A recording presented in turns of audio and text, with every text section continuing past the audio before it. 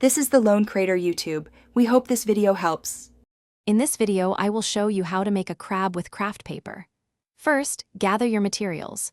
You will need a few sheets of craft paper, preferably in red or orange for the crab's body and a contrasting color for details. Grab a pair of sharp scissors, some craft glue, and a black marker. Make sure you have a clean, flat workspace ready for your creative adventure. Now, let's shape the main parts of our crab. Begin by cutting a large circle from your red or orange craft paper. A diameter of about 6 inches works well for the body.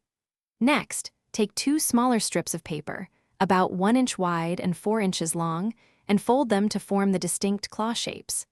Carefully glue these claws onto each side of the circular body, ensuring they are firmly attached. It's time to give our crab its legs and eyes.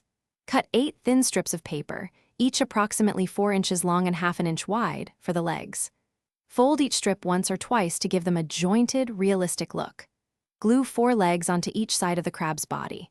For the eyes, cut 2 tiny circles, about 1/2 inch in diameter, and draw pupils with your black marker before attaching them to the top. To complete our craft paper crab, let's add some final details. Use your black marker to draw a cheerful smile and any other small facial features you desire.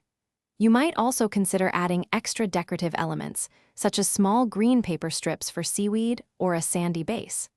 Once all the glue is completely dry, your charming craft paper crab is ready to be displayed. Thanks for watching. Consider subscribing if we helped you.